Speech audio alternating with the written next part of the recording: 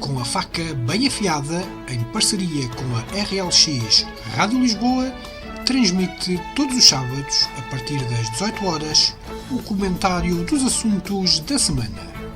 Com a faca bem afiada. Muito boa tarde, sejam bem-vindos a mais uma emissão do Com a Faca Bem Afiada, uma emissão para a RLX Rádio Lisboa. Hoje temos connosco a Marlene Nunes e também o Paulo Bernardo e Sousa. Éramos para ter o Rui Santos, mas à última da hora a Tuna, onde ele está, teve que ir atuar, portanto, não, e como foi tudo muito em cima da hora, não deu para fazer uma substituição. Portanto, vamos com estes dois nossos comentadores habituais residentes aqui no Faca Afiada. E hoje temos dois temas bastante interessantes. O novo sistema de transportes da Grande Lisboa e a violência doméstica e repercussões nos jovens. Vamos começar pelo primeiro tema, o novo sistema de transportes da Grande Lisboa. Sistema esse que foi apresentado com pouca circunstância há aqui uns dias atrás. Enfim, muito rapidamente vai, segundo quem anunciou, vai revolucionar aqui o sistema de transportes públicos, com a criação de novas linhas, com autocarros mais recentes, supostamente com mais ligação entre os diversos operadores.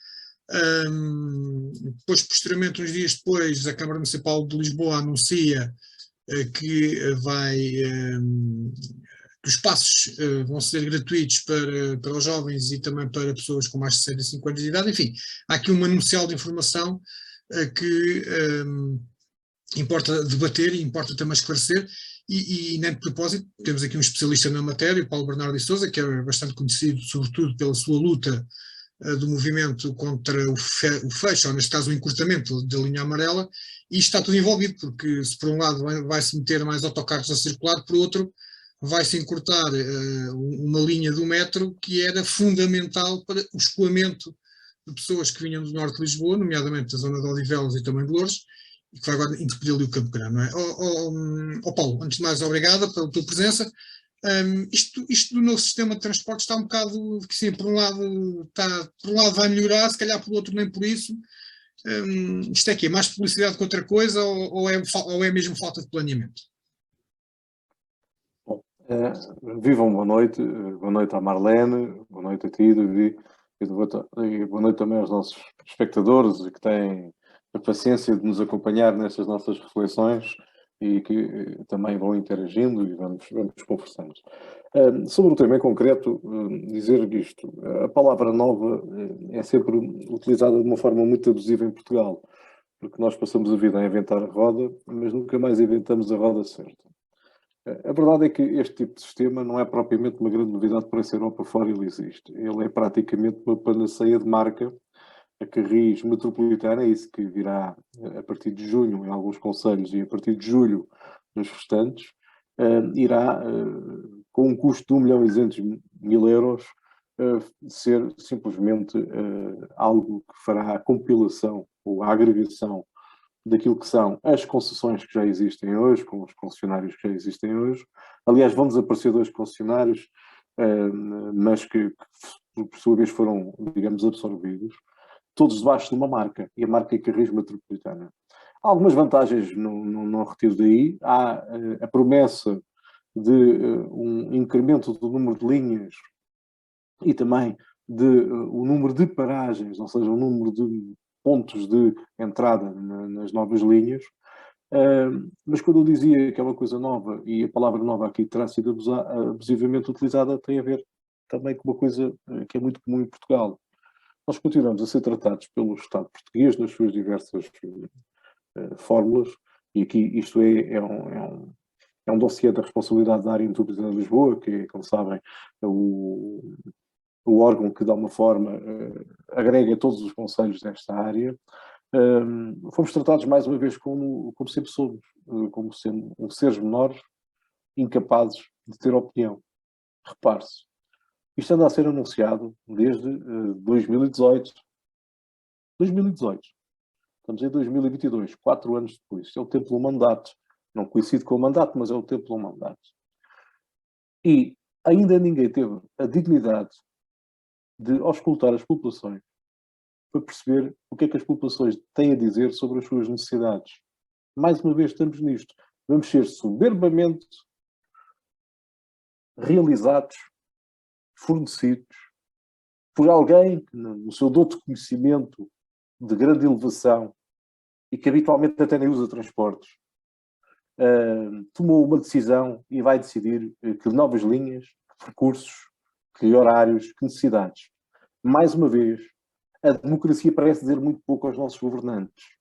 Mais uma vez, a participação popular é metida na gaveta. Aliás, Davi, tem estado sempre presente quando eu aqui venho, e nas últimas vezes temos falado muito nestas questões da participação cívica. Pois aqui fomos liminarmente excluídos.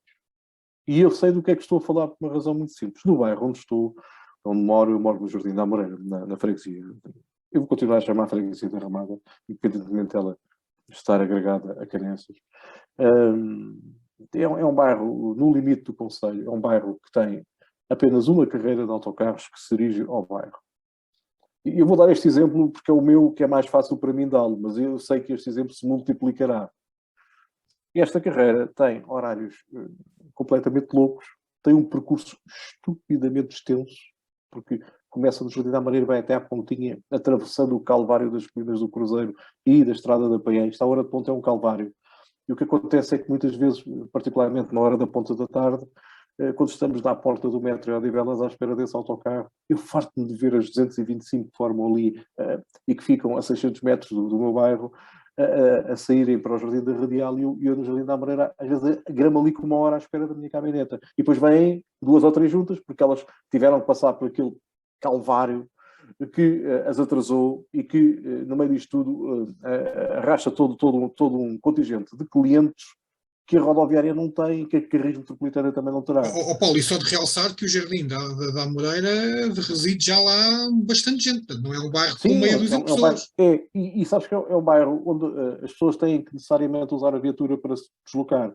Mas nem todos temos viatura, nem todos temos de ter, até porque há crianças e tudo no meio deste processo, que vão, jovens que vão para a escola e que não têm, ninguém está à espera que agarrem num carro aos 10 anos, não é? E o sistema de transportes é mesmo convidativo a não ser utilizado. Não ser utilizado. E eu volto aqui ao exemplo por isto. A questão do Jardim da Radial é servido pela 225, que vem normalmente, circula entre o Hospital Beatriz Ângelo e a estação de metro de Odivelas. E que passa, efetivamente, nos limites do Jardim da Amoreira. Nos limites. E passa de vez em quando, porque a verdade é que a maior parte dos percursos são feitos mesmo entre o Metropolitano de Odivelas e o Jardim da Radial. Aliás, era o percurso inicial dessa carreira. E eu acho muito bem, que eu já morei no Jardim da Radial e aquilo dá muito jeito a muita gente e eu não lhes invejo esse serviço. Acho que eles estão bem servidos, não é isso que me põe aqui em causa. É a falta de imaginação com que se desenham estas coisas, porque isto é feito por burocratas e políticos que nunca andam de transportes, não conhecem as realidades e continuam a fazer as coisas de qualquer maneira. Pense nisto. No horário noturno, aquilo que é 225, ela passa para 925. E nesse horário, ela vai ao Beatriz Ângelo fazendo a entrada pelo Jardim da Amoreira, pelo bairro mesmo, apanhando o percurso que a 228 faz de dia. Porquê é que isto não é feito nas carreiras que vão só até o Jardim da Radial? Porquê é que elas não sobem até o Jardim da Amoreira? São 600 metros. Isto não chega a ser despesa. Potenciaria, porque passaria a dar este bairro 2 carreiras, potenciaria o uso do transporte público e aqui podíamos começar a falar de ambiente e outras coisas. Assim não. Quem mora neste bairro tem que agarrar no seu carrinho de manhã e, se quiser entrar no sistema de transportes públicos, ir até Odivelas, roubar o ar aos odivelenses, na expressão do nosso Presidente de Câmara, ir para lá queimar combustível, até arranjar um lugar para estacionar, meter-se no metro e ir à sua vida. E para no final do dia fazer o mesmo de volta. Porquê?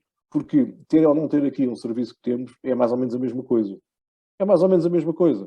E isto resulta do quê? Da falta de contacto que estas pessoas têm com a realidade das pessoas que decidem. Eu tive a oportunidade, na primeira Assembleia de Freguesia, deste mandato de freguesias de Ramada e Canessas, ir apresentar esta questão aos eleitos na freguesia e também aos do Executivo, como é lógico. O Sr. Presidente de Junta, eu fiquei muito agradecido, pediu que eu lhe vertesse num documento aquilo que eu estava ali a falar e que lhes fui ali expressar. E no dia seguinte ele recebeu isso. Honra seja feita. Ele também, no dia seguinte, enviou aquilo para a área metropolitana de Lisboa e viu para a Câmara. E honra seja feita à Câmara, que também agarrou na ideia e também a mandou para o mesmo sítio. Da área de Metropolitana de Lisboa, eu tenho o feedback é bola. Não faço a mínima ideia do que é que eles estão a fazer com esta minha proposta. Mas repare-se, é uma proposta que nasce ao contrário daquilo que seria ideal. Eu percebi que a coisa estava a ser feita, que estavam-se a desenhar os percursos e tomei a iniciativa enquanto cidadão de fazer uma proposta. Ninguém quis ouvir a minha proposta, porque se quisesse eu não tinha tomado esta iniciativa por livre vontade. Eu iria a um evento qualquer e em que me estaria apresentado o projeto e que seriam recolhidos os contributos, mas isso não foi feito. Isso não foi feito. Porque, mais uma vez, a democracia não se cruzou... Atalho de faca, se faz favor. Exatamente, a faca, em vez de ser a talho de foice, a talho de faca. O pessoal aí do teu bairro nem sabe se vai haver ou não vai haver mais cadeiras, ou sabe? Ou já se sabe? Não se sabe, aliás, vou ser sincero, ainda hoje durante o dia fui mais uma vez fazer uma pesquisa, que não fosse, de repente as coisas acontecem, já a ver o desenho daquilo que são as novas linhas, porque também se presume que aquelas que existem terão algumas nuances e alterações, portanto ninguém sabe bem o que é que vem em julho. No nosso caso, a Odivelas será mês 7, que isto vai acontecer, mas a verdade é que nem se sabe ainda, estamos tão perto, ainda não se sabe, nem se discutiu. Portanto, há uns iluminados que terão a tomar decisões lá no gabinete, iluminados que, se for preciso, nem moram aqui na zona e, portanto, nem sequer conhecem a realidade barra necessidades. Nem estão para aí virados. Há boa maneira daquilo que se faz em Portugal, que se decide paternalmente. O problema é que este pai é um pai afastado, nem sequer está presente, é um pai ausente e, portanto, é um pai que toma decisões sobre aquilo que desconhece. E isto é lamentável, é lamentável. Naturalmente, se depois prezarmos todo este fazer em cima do joelho, com as outras realidades de transportes que me tenho batido e outras pessoas também, começamos a perceber que isto é tratado à la PRR, é injetar dinheiro para cima, fazer coisas a preto nova. Reparem, esta remodelação mais não é do que agarrar nos operadores que temos e pintar-lhes os autocarros. E compararem os autocarros novos, que também já era tempo. E ainda ninguém me explicou como é que era o financiamento desses autocarros, que eles no final são da propriedade das empresas da mesma, e quem é que vai pagar isso? Porque eu não sei porque cheira-me, e até desejo estar enganado, que o erário público esteja a pagar para que um recurso que é das empresas exista. Cheira-me, porque estas coisas estão a ser feitas um bocadinho sem se perceber bem. Porque de repente começaram a aparecer autocarros de todo lado. Eles não tinham dinheiro nem para mandar cartão cego, mas andaram a comprar autocarros todos. Será? E lamento eu ter esta dúvida, porque ela só existe porque os esclarecimentos não vêm de sede próprio. Sim, senhor Paulo, a gente já volta a ti. Claro. Porque eu queria falar também que deste sistema com a ligação depois ao metro, porque também acho que também é interessante. Marlene, tu já há uns tempos atrás, num programa que tivemos atrás, falaste na tua não utilização dos transportes públicos, até porque do sítio onde estás para o teu emprego a coisa não funciona assim muito bem em termos de transportes. Na eventualidade disto até correr bem e a começar a haver transportes quase da tua casa até ao teu local de trabalho direto, tu pões a hipótese de deixares o carro e os transportes públicos, ou nem por isso? Olá, boa noite a todos os ouvintes, boa noite David, boa noite Paulo. Eu realmente quando o Paulo estava a expor as suas questões, eu senti-me uma baronesa e até acho ingrato realmente estarmos aqui a discutir este novo sistema de transportes da Grande Lisboa com uma pessoa que foge a 7 pés de qualquer transporte público.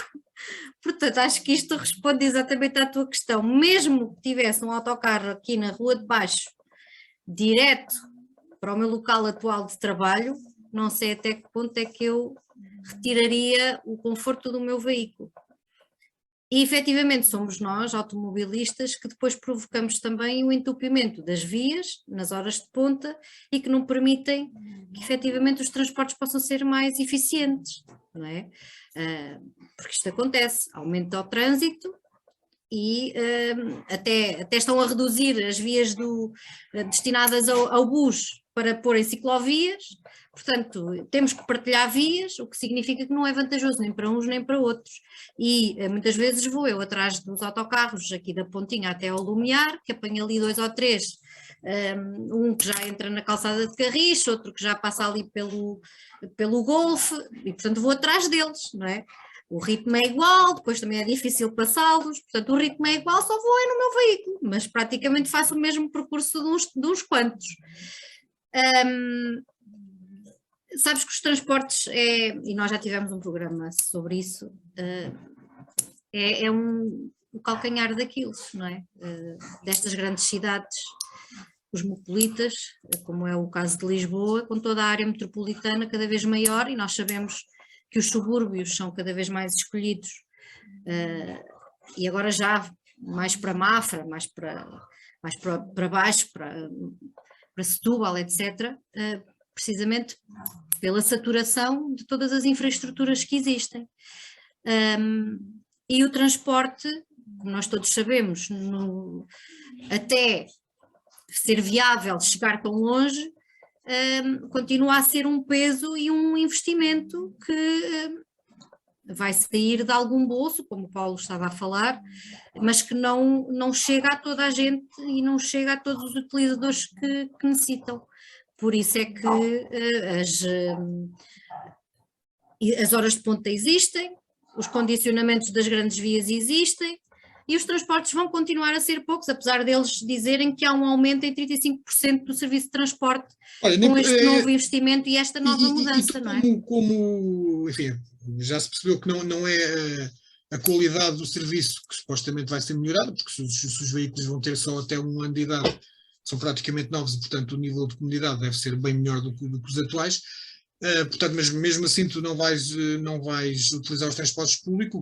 Nunca se sabe, mas espero que não tenha que tomar essa decisão. Porque... Pronto, mas enquanto automobilista, tens esperança que haja mais pessoas a aderir aos transportes públicos para que tu, por exemplo, não tenhas que andar sempre constantemente atrás dos autocarros enquanto condutor?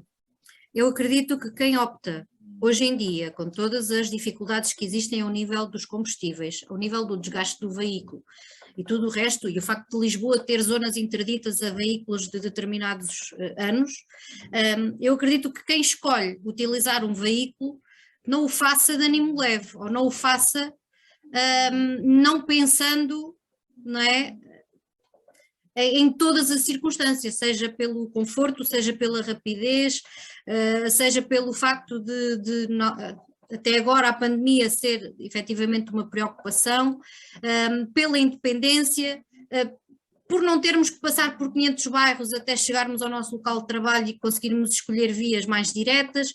Eu acredito que os outros também o façam, tal e qual como eu faço, e que ponham um peso na balança, que realmente é preferível o desgaste do carro e o combustível e todo este investimento, e muitas vezes andar sozinha, não é? Que a nível social nós só nos rimos quando ouvimos a rádio, e só nos sentimos acompanhados quando efetivamente ouvimos a rádio.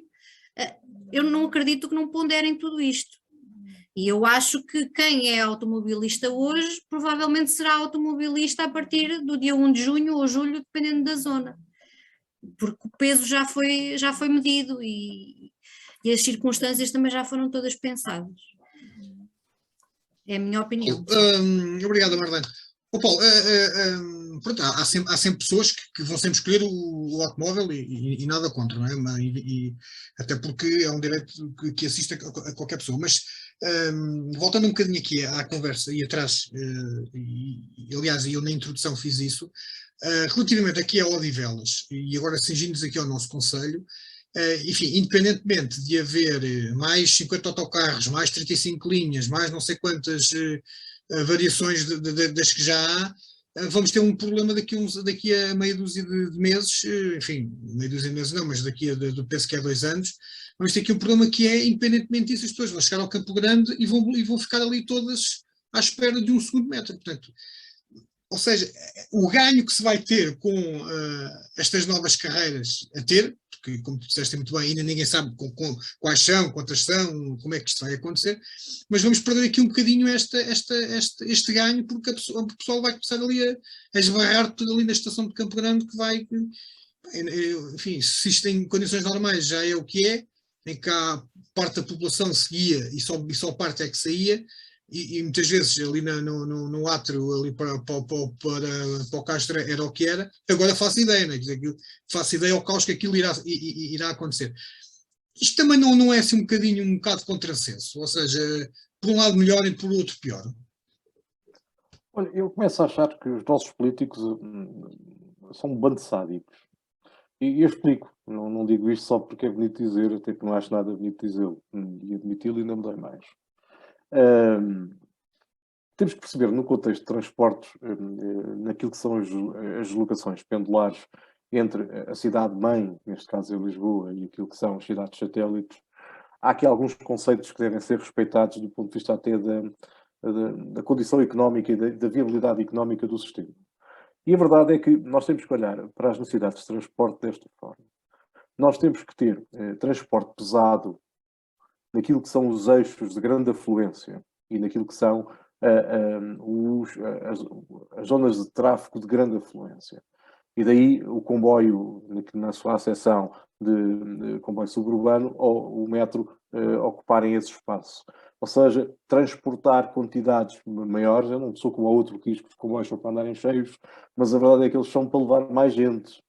Não tem que andar cheios, como ele dizia, mas só é para levar mais gente. Ou seja, os comboios devem ser usados naquilo que são os canais de maior afluência. Atualmente nós temos isso garantido no caso de Odivelas, com a linha amarela a penetrar pelo eixo central de Lisboa. E, portanto, temos essa componente feita. Curiosamente, estamos desgraçados com aquilo que se chama os last 5 miles, ou as last 5 miles, que são, quando a gente chega a Odivelas, eu demoro mais tempo a chegar da estação de metro de Odivelas à minha casa, no Jardim da Amoreira, do que a chegar ao centro de Lisboa a partir de Odivelas. Isto é, não me venham dizer o contrário, porque eu vivo isto todos os dias, e que eu vou lá, e sei do que é que estou a falar, e vocês já experimentaram isso mesmo, Marlene, provavelmente são este tipo de coisas que a fazem continuar agarrado ao carro. E eu compreendo, porque é absurdo isto acontecer. Curiosamente, com a entrada da Carris Metropolitana, poder-se vir a dar um fenómeno interessante em Odivelas.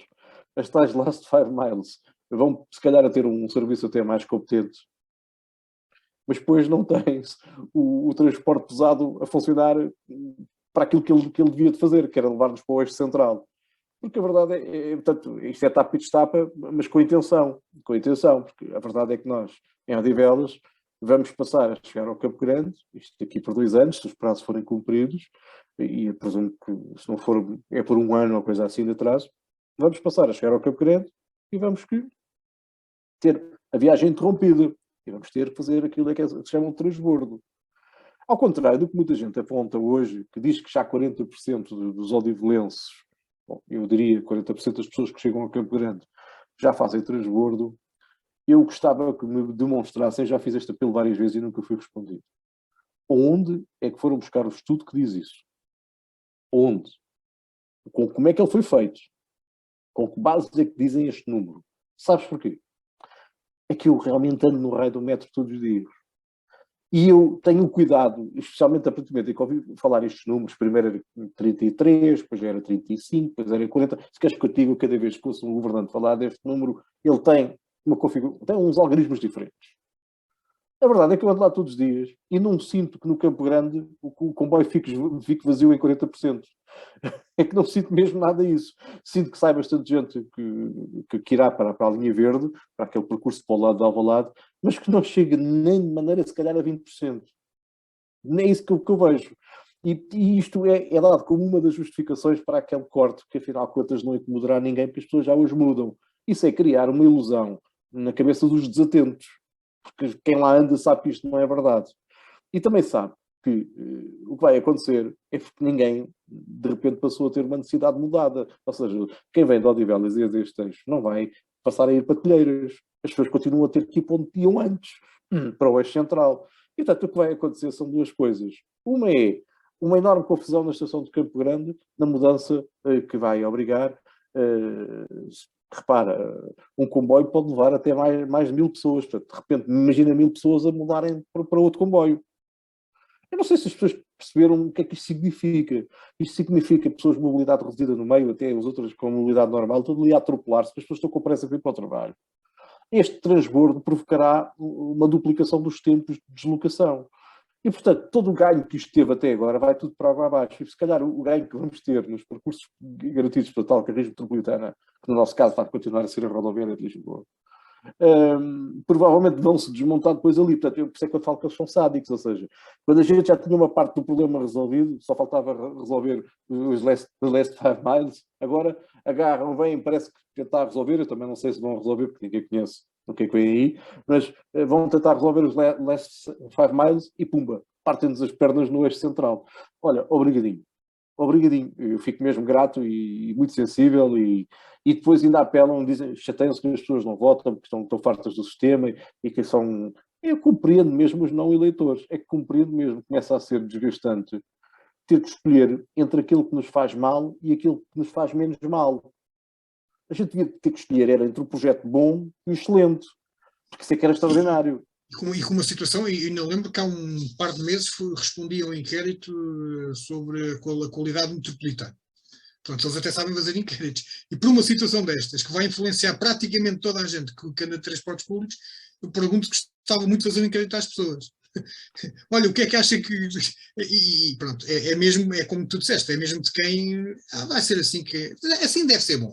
Mas o deve e depois o acontecer, se calhar não é assim tão... É o tratamento com soberba de achar que domina tudo e que sabe tudo. E ainda por cima, neste momento, até vivemos uma circunstância em que quem governa pode tudo também, porque lhe foi dado isso, e sinceramente, onde é que estava o povo português quando se lembrou de repetir pela 4ª vez o disparate que a nossa democracia permite, mas outras democracias na Europa não permitem, chama-se maioria absoluta.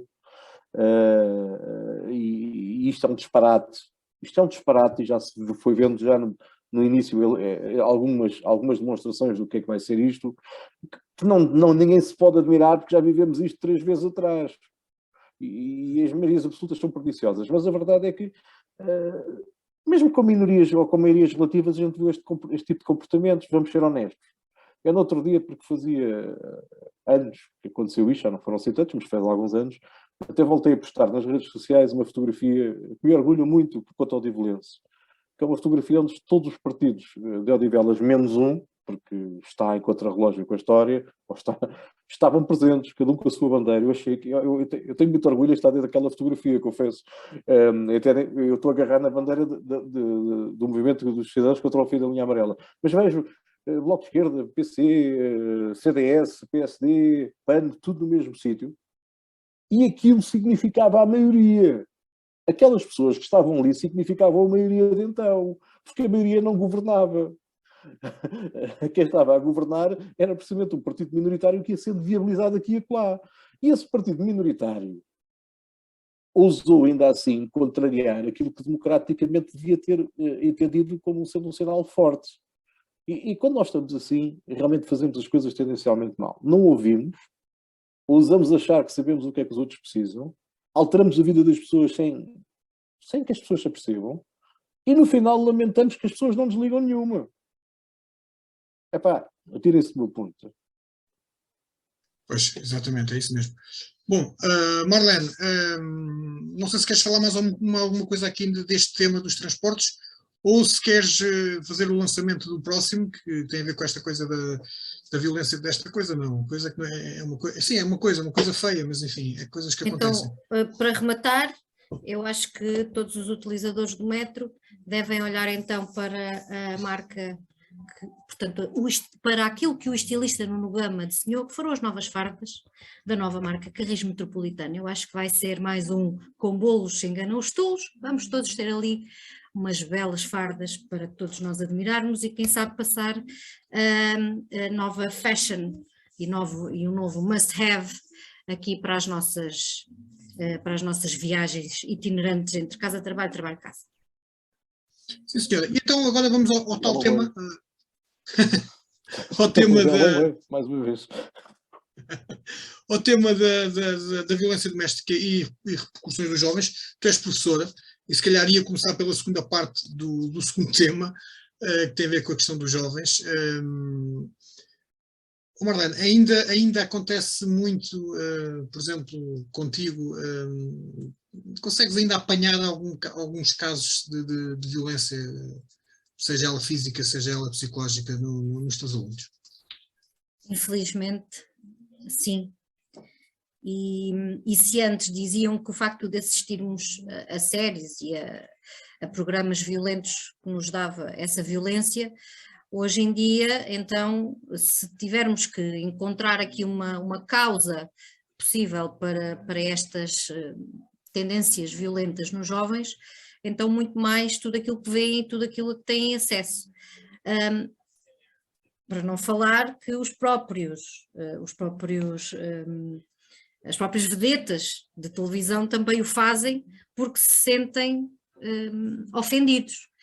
Deixou-se algo muito importante, que é o falar, o conversar, o tentar perceber o lado do outro, porque eu sem querer ou por querer posso querer atacar o outro com palavras, mas depois a resposta muitas vezes não são o explica-te, o vamos tentar perceber juntos, o vamos aqui tentar perceber o que é que eu te fiz antes, que eu não tenha dado conta, que te levou neste momento a ter essa reação. Portanto, deixou-se de conversar e vai para tiros de bombas e socos nas trombas, que é literalmente isto. E os jovens na escola têm este comportamento, seja com os pares. Ultimamente até nem se tem falado muito da questão dos professores, felizmente na minha escola nunca vi nada disso, mas a verdade é que eu também não acredito que isso deixe de acontecer. Mas os jovens trazem aquilo que a própria sociedade também traz, quer seja em casa, quer seja naquilo que vêem nos seus programas TikToks e redes sociais, quer seja aquilo que lhes parece mais fácil para resolver um problema. A violência e o ataque físico é a resposta que para eles é considerada válida e que para eles é a única que existe, porque as palavras simplesmente não são trabalhadas. Esta questão da conversa e da empatia e de perceber o que despoltou determinadas questões desaparece. O facto de termos uma comunicação assertiva, não é? E deixarmos a parte da manipulação e da agressão fora do baralho é algo que me preocupa e efetivamente neste momento até estou a desenvolver junto de uma turma um módulo de comunicação assertiva em que um dos roleplays que existem é exatamente existirem aqui determinadas situações cotidianas que eles podem vivê-las e em conjunto refletirmos sobre esta posição assertiva de, ok, aquilo ofendeu-me, eu não estou a gostar daquela situação, porque o outro também não soube assumir esta questão assertiva, porque nós vamos continuar a lidar com agressores e manipuladores em todo lado, mas que posição é que eu vou assumir? Vou responder na mesma moeda ou ainda pior, ou vou, através da inteligência emocional, conseguir dar a volta a esta questão e conseguir não agredir, seja ela de forma verbal ou seja de forma física, não é? É um trabalho que se está a fazer, mas que infelizmente não chega a todos. E os jovens são exatamente um espelho de todos nós e efetivamente a violência é aquilo que menos trabalho dá quando se quer resolver um problema e portanto isso é que é preocupante, não é? É nós optarmos sempre pela violência física ou psicológica achando que é isso que nos permite a defesa, achando que é dessa forma que estamos a defender-nos contra um outro agressor. Muito bem, Paulo, aqui a Marlene referiu aqui um pormenor que eu estou completamente de acordo, tem a ver que muitas vezes a violência que se pratica na escola é quase vista por quem a pratica como um ato normal, porque em casa provavelmente vem o pai a bater na mãe, vêm os irmãos a discutir uns com os outros, vêm os vizinhos também a resolver os problemas com violência, portanto para eles aquilo começa a ser natural. Esta questão da violência doméstica é um problema transversal, muitas vezes nem tem muito a ver com a questão socioeconómica, acontece também, eu dou um exemplo, ainda há pouco tempo tive conhecimento dos atos de violência doméstica com um casal que é da classe média alta, portanto não, de certeza absoluta que nada tem a ver com problemas financeiros, bem antes pelo contrário, portanto isto é um bocadinho transversal. Mas diz-me lá qual é a tua opinião sobre esta situação, até porque nós há bocado até falámos nisso, tens aí uns números que interessa se calhar revelar para enquadrar melhor esta situação? Bom, esta questão da violência, e permita-me que falo de violência. Eu percebo a utilidade estatística e funcional de dividirmos os diversos níveis de violência, mas percebo o mesmo porque o tratamento depois também é diferente. Mas que há um elemento comum quando falamos em violência doméstica, violência juvenil, violência grupal. O que é que está ali presente? É a palavra violência. É essa que está presente. E se calhar ganhávamos todos tempo se atacássemos o mal pela raiz, no sentido de que o problema é a violência. Nós temos uma ilusão social há muitos anos, consagrada entre nós, que Portugal é um país de grandes costumes. Pois eu hoje trago aqui uma novidade. É mentira. Nunca foi. Curiosamente, a nossa existência em 900 anos é bastante marcada por muitos momentos de violência extrema e extremada. E isto doa a quem doer. É preciso não esquecer que tivemos mudanças de regime, mudanças de sistema, tivemos invasões que nunca cá perduraram e elas foram todas rechaçadas. Por onde andámos também não fizemos coisas bonitas. E a verdade é que ainda hoje, com muito orgulho, integramos sistemas dos mais avançados de defesa mundial. E eu a palavra defesa custa-me sempre a utilizar, porque eu não vejo isto como defesa, mas enfim.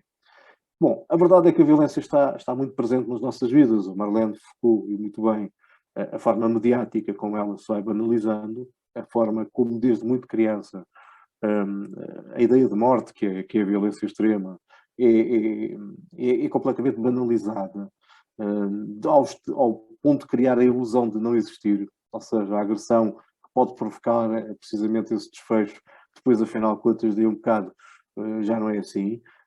E isto é terrível, porque vamos formando um conjunto de jovens que ainda por cima tem um problema que, por exemplo, a minha geração não teve. É o problema de se relacionar muito, precisamente com isto que estamos à nossa frente, por ecrã, e não se relacionar pessoalmente. Nós tivemos a sorte de ter a rua, como eu costumo dizer. Claro que não é necessariamente a rua, mas tivemos a sorte de termos os nossos amigos, termos os nossos conhecidos, os nossos vizinhos, e de, com isso, interagirmos. A verdade é que eu tenho visto, às vezes, coisas nas redes sociais que até me pergunto. Estes dois fulanos que estão para aqui a espingardar, que nem os loucos, se estivessem presentes perante um e o outro, das duas uma. Ou nada disto era verdade e nada disto acontecia, ou então, não sei, engalfinhavam-se de uma forma completamente voraz. Porque também aquilo que a Marlene dizia é importante. Esta questão da empatia deixou de estar nas nossas cabeças.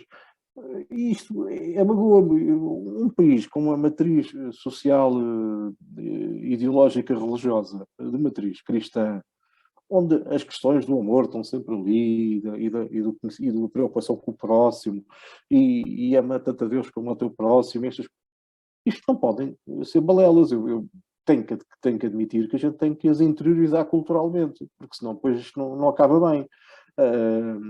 Parece que estamos a voltar à árvore, é o que parece que está a acontecer.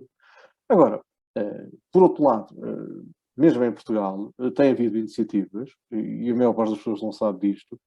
Nos anos 80, logo ali no início, de Portugal saiu uma proposta que foi apresentada à Unesco e que até teve o apadrinhamento, na altura, de ilustres líderes mundiais de então, daquilo que se chama o Projeto de Educação para a Paz.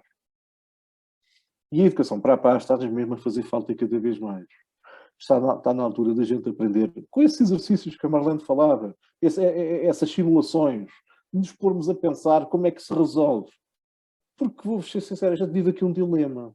A diferença e a oposição são normalmente sinais, são indicadores que nos permitem progredir. E enquanto ser humano, progredimos sempre que tivemos aquilo que se chama contraditório, aquilo que se chama a tese e a antítese, numa versão mais filosófica.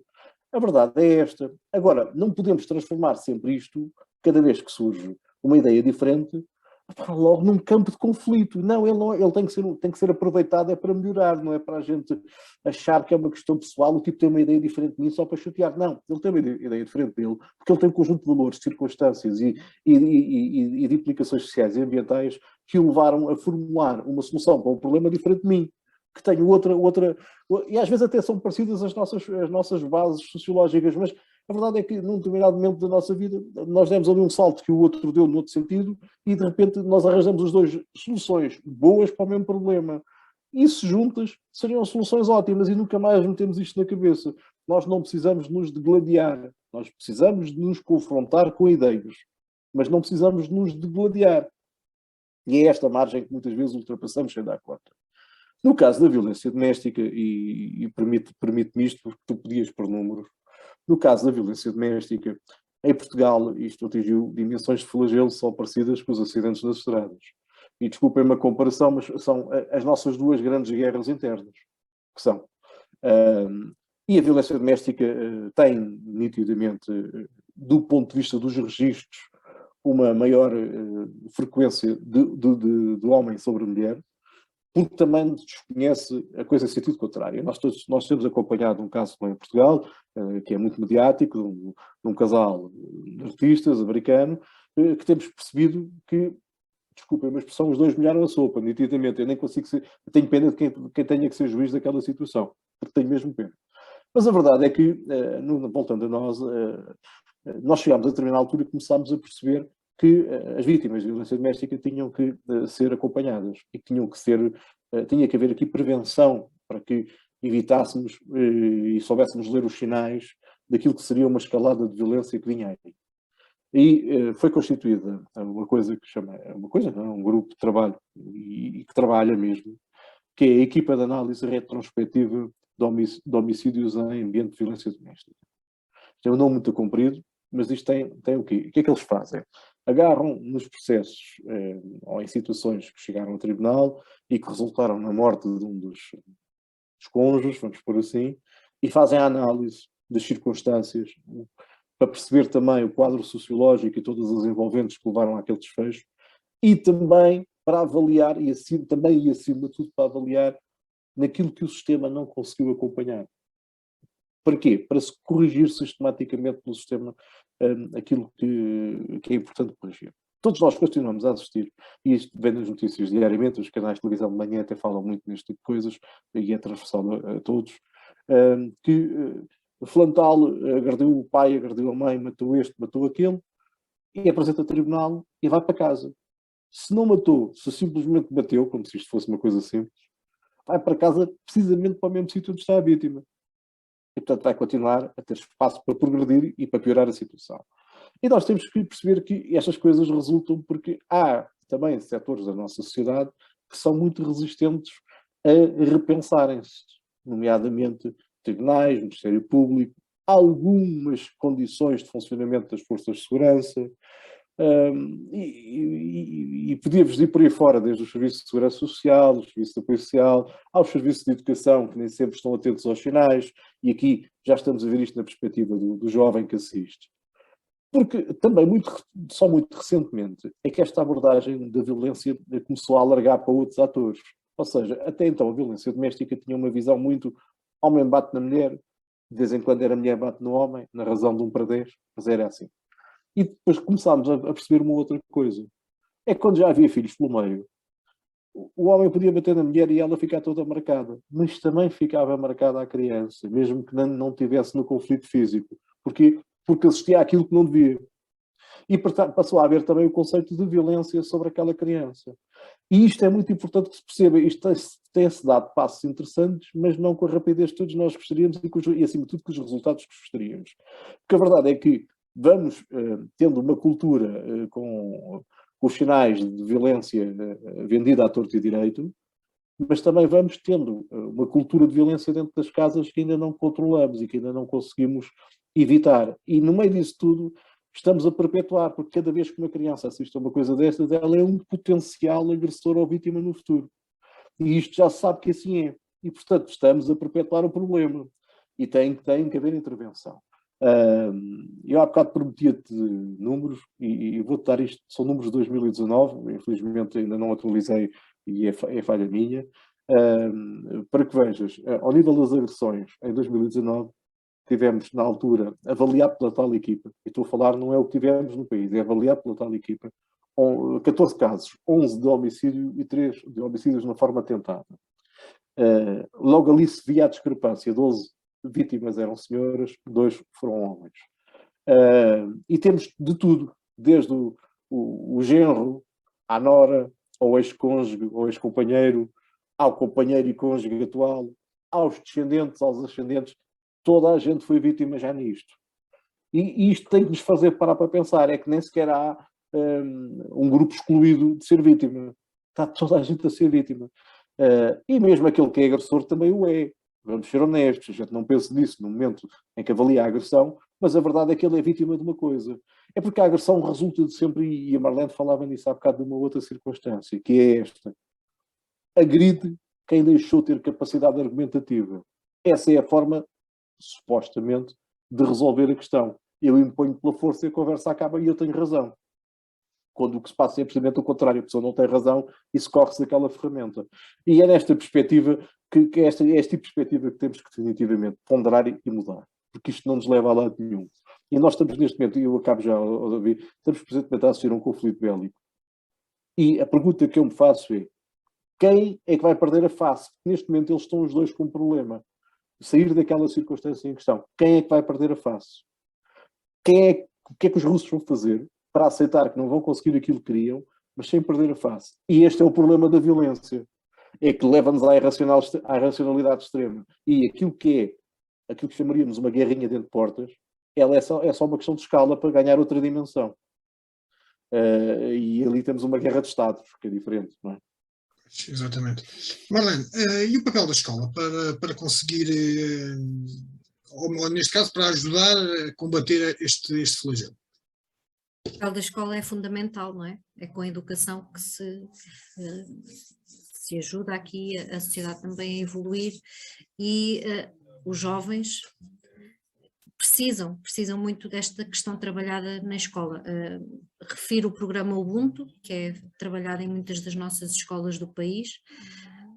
A escola onde eu dou aulas pertence a esse grupo das escolas Ubuntu, em que praticamos exatamente esses valores da empatia, da comunicação, da não agressão, da paz, e portanto é dessa forma que vamos tentar trabalhar estes jovens sobre todos esses eixos, não é? Para além de que o grupo, saberem que existe um grupo que os apoia com todos os defeitos e transforma esses defeitos em virtudes, é extremamente importante, porque é ali que os jovens podem dizer que são vítimas, mas que também são agressores, mas que têm vontade de alterar e têm vontade de mudar. E porque eu não quero mais isso para a minha vida, eu quero saber conversar, eu quero fazer pela paz, porque os outros são diferentes, mas eu também sou diferente deles. E portanto, o programa Ubuntu, que é feito nas escolas, tem exatamente um enorme valor e tem que ser espalhado por todo o país. Isto não é nenhuma seita, não é nenhuma filosofia, são valores que permitem aos jovens este crescimento saudável pela comunicação, pela paz, não é? E integrados num grupo nesta questão da socialização que é tão importante também. E, portanto, as escolas não podem nunca ser um local de violência, as escolas não podem ser nunca um local onde se castiga a violência, porque o castigo também não acaba com esse problema. Portanto, tem que haver punição num sentido construtivo, tem que haver punição num sentido de olharmos o agressor também como uma vítima, porque em alguma altura da sua vida ele também o foi, e tentarmos exatamente corrigir esses comportamentos através de outros valores, porque os valores é que estão aqui em causa, não é? Os valores, e como o Paulo dizia, ok, quem não é cristão ou quem não é crente pode não querer optar por dizer que era, ou que é, através da Igreja Católica, mas a verdade é que os valores, venham eles de onde vierem, os valores estão-se a perder. E a escola tem o papel fundamental, porque a escola abrange crianças, bebés, desde os 3 meses. Portanto, a geração, não é, entra para a escola a partir dos 3 meses, obrigatório mais à frente, mas todos nós sabemos que com a vida que nós levamos e com os trabalhos que nós fazemos, os bebés são inseridos nas creches a partir dos 3 meses. Portanto, Marlene, é diz-me uma coisa. essencial, não é? E agora apelo ao teu bom senso, não, mas neste caso, para seres franca na resposta à pergunta que eu te vou fazer, que é, tu enquanto professora sentes-te preparada ou sentes que o sistema dá-te as ferramentas para lidar com uma situação destas? Ou tem que ser vocês próprias a ir pesquisar, a ir à procura? Já há uma preocupação dos agrupamentos escolares, das escolas, de dar a ferramenta, de dar pelo menos bases aos professores para que percebam que aquele sinal pode significar uma coisa, para que, ou seja, possam intervir de uma forma mais qualificada? Isso é uma pergunta com muitas rasteiras, não é? Porque eu posso falar da minha realidade, que somos uma escola que apelamos exatamente à comunicação e à não punição, e temos uma estreita ligação com a Polícia Segura, com a qual colaboramos precisamente para perceberem que a polícia, que também não serve para punir, mas que junto do grupo dos jovens até muitas vezes acaba por ser um suporte, tanto para uns como para outros. Mas eu não sei o que se passa nas outras escolas. Uma coisa eu sei, as escolas são feitas de pessoas e os professores são pessoas. E os professores não podem deixar de ser pessoas a partir do momento em que assumem uma profissão. E como pessoas também temos que ter alguns valores. Esta tal inteligência emocional deveria ser transversal e deveria ser quase obrigatório nesta profissão, porque do nada a violência pode escalar dentro de uma sala de aula. E nós nem sequer nos apercebermos e nem sequer conseguirmos controlar e nem sequer darmos conta ou saber muitas vezes como gerir este conflito. Óbvio que os ambientes onde as escolas estão inseridas muitas vezes também dita a maior ou menor violência que pode existir no seu meio, e nós sabemos disso. Há escolas extremamente problemáticas que já têm uma série de programas que ajudam a colmatar essas questões. Ainda há muito para fazer, mas os professores são pessoas e, portanto, também eles têm outra bagagem, também eles conhecem outra realidade. A direção da escola e o Ministério da Educação, se quisermos abranger a nossa, quem nos orienta, não é? Através de metas e de outras questões, tem que se preocupar com formação de gestão de conflitos. Eu já participei num projeto desse género há 15 anos, precisamente numa escola inserida num meio problemático, e a gestão de conflitos é para tudo, é para todo o ambiente escolar, faz muita falta. E esta formação de pessoal capaz de gerir conflitos através de outros valores e através da comunicação é extremamente importante. Nós não conseguimos controlar o meio onde vamos trabalhar, não conseguimos controlar o tipo de sociedade ou de crianças ou jovens com quem vamos lidar, e é difícil, mas há ferramentas, mas têm que ser trabalhadas diariamente. Muito bem, já estamos com 52 minutos de programa, ia-vos dar 1 minuto e meio, mas é mesmo 90 segundos para as notas finais. Ia começar pelo Paulo. Aqui o som desligado.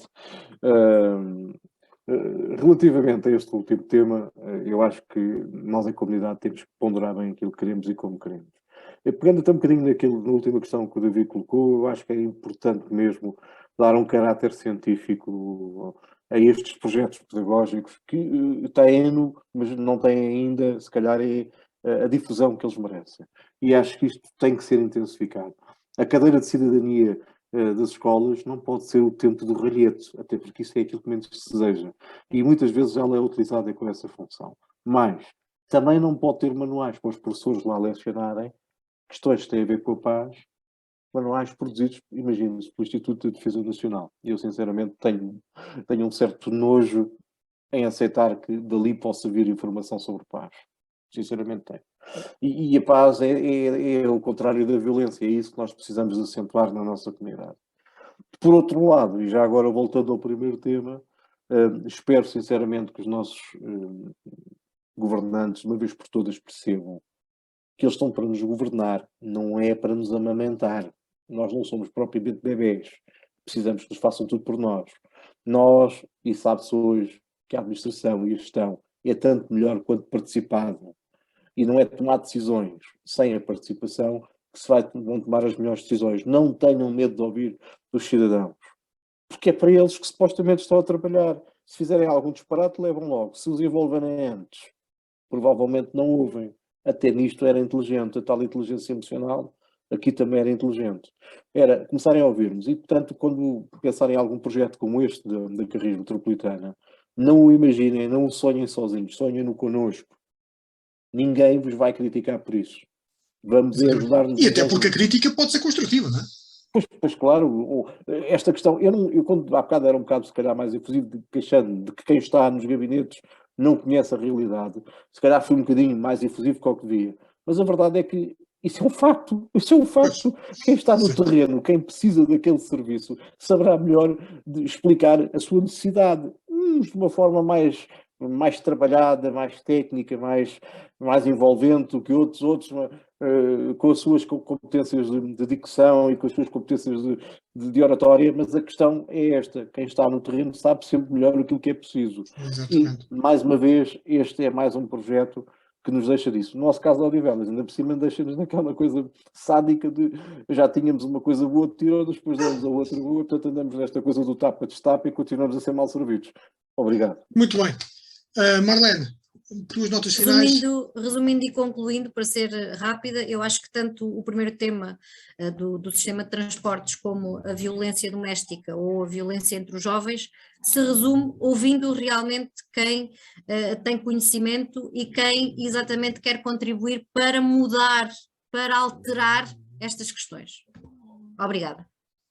Muito bem, olha, aqui umas notas finais muito objetivas. Bom, da nossa parte, é o agradecimento aos nossos ouvintes que estiveram connosco nesta tarde de sábado.